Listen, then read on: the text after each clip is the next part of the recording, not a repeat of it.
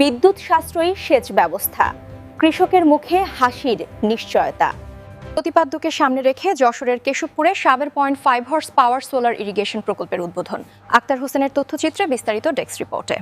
যশোরের কেশবপুর উপজেলায় কৃষি সেচ ব্যবস্থায় আধুনিক প্রযুক্তির ব্যবহার বৃদ্ধির লক্ষ্যে 5.5 হর্স পাওয়ার ক্ষমতা সম্পন্ন একটি সোলার ইরিগেশন প্রকল্পের উদ্বোধন অনুষ্ঠিত হয়েছে। বুধবার 28 জানুয়ারি দুপুরে উপজেলার সাগরদাড়ি ইউনিয়নের কাস্তা নতুন বাজার এলাকায় এই উদ্বোধন অনুষ্ঠান অনুষ্ঠিত হয়। সোলার ইরিগেশন প্রকল্পটি চালু হওয়ায় কৃষকরা বিদ্যুৎ বিল ও ডিজেলের অতিরিক্ত খরচ থেকে মুক্তি পাবেন। একই সঙ্গে পরিবেশ বান্ধব এ প্রযুক্তির মাধ্যমে কম খরচে ও দীর্ঘস্থায়ীভাবে সেচ সুবিধা নিশ্চিত করা সম্ভব হবে। এতে কৃষকদের সময় ও শ্রম সাশ্রয় হওয়ার পাশাপাশি উৎপাদন খরচও উল্লেখযোগ্যভাবে কমে আসবে বলে আশা করা হচ্ছে। উদ্বোধনী অনুষ্ঠানে প্রধান অতিথি হিসেবে উপস্থিত ছিলেন পল্লী বিদ্যুৎ সমিতি কেশবপুর এর ডেপুটি জেনারেল ম্যানেজার আব্দুর রব।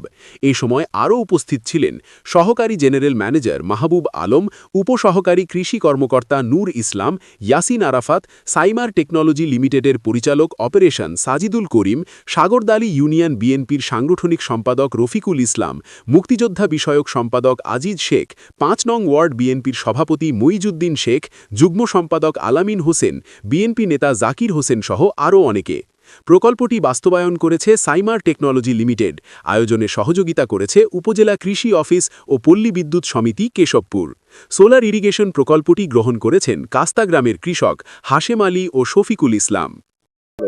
আমি এটা নিয়েছি, আমি বিদ্যুৎ সংযোগ পাতি আমার লেট হচ্ছে, তার কারণে আমি এটা মনে করেন যে চাষ করার জন্য আর কি এক কথায় খুব উপকারিত মনে করি আমি এটা করেছি, বা তাতে উপকার আমি পাচ্ছি যথেষ্ট পরিমাণ। আমার যাতে হেল্প হচ্ছে, বা রাতে আমার কোনো বিদ্যুৎ বিল দেওয়া লাগতেছে না, কোনো কিছু করা লাগতেছে না। মনে করেন সকালে সন্ধ্যা পর্যন্ত পানি উঠতেছে, আমার কোনো ত্রুটি হচ্ছে না আল্লাহর রহমত। সরকার সোলারের উপরে খুবই জোর দিয়েছে। এর অনেকগুলো কারণ আছে। বহির্বিশ্বে তো সোলারের উপরে অনেক আগে থেকে তারা কাজ করে। সোলার যত বাড়বে এই আমাদের গ্রিড পাওয়ার এর উপর নির্ভরশীলতা তত কমবে। তাতে কি হবে, দেশের যে ভর্তুকি দিচ্ছে, হিউজ পরিমাণ ভর্তুকি, আপনারা জানলে অবাক হবেন যে 1 ইউনিট বিদ্যুতের উৎপাদন খরচ প্রায় 22 টাকার কাছে। বিভিন্ন রেটে আমরা বিদ্যুৎ উৎপাদন করি তেল দিয়ে, কয়লা দিয়ে, গ্যাস দিয়ে, সবগুলারই এখন কাছে দেখা যাচ্ছে।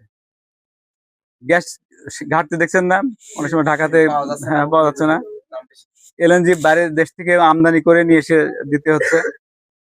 তারপরে কয়লাও অনেক সময় পাওয়া যায় না, হিউজ পরিমাণ কয়লা লাগে। তারপরে তেলের দাম, ফার্নেস অয়েল অনেক দাম, এগুলো অনেক সময় ঘাটতি হচ্ছে।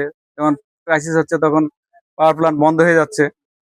আপনার এখন শীতকালে দেখছেন না পাওয়ার লোডশেড হচ্ছে না, এখানে কি জন্য হচ্ছে? অনেকে বলবে যে সরকারে এত বিদ্যুৎ উৎপাদন করছে, কোথায় যাচ্ছে?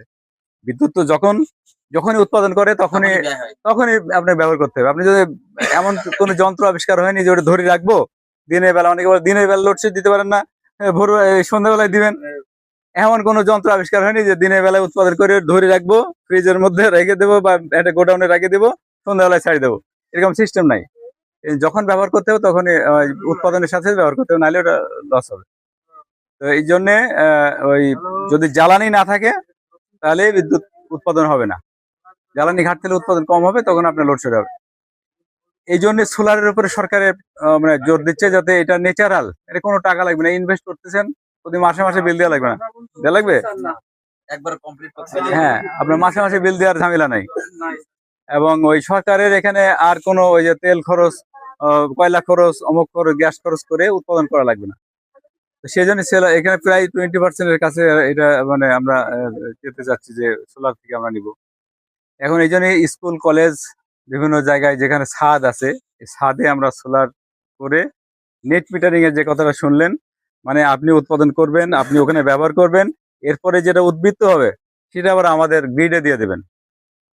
দিলে কি হবে, আপনি তো ফ্রি ব্যবহার করছেনই, আবার ওখান থেকে সেল করবেন, ওখান থেকে আবার টাকা পাবেন। সিস্টেম সুন্দর না? সেই জন্য এই যে এখন আপনি এখানে ইনভেস্ট করছেন, কিছু টাকা ইনভেস্ট করে আপনি করতেছেন, এখানে আপনি যে সুবিধা পাচ্ছেন। এখন যদি আমার আবার ওই নেট মিটারিং নিয়ে নেন, তাহলে ওখান থেকে আপনি আবার আমাকে গ্রিডে পাওয়ার দিবেন, তাহলে যে পরিমাণ পাওয়ার দিবেন সেই পরিমাণের আপনি ওখান থেকে আবার টাকা পাবেন।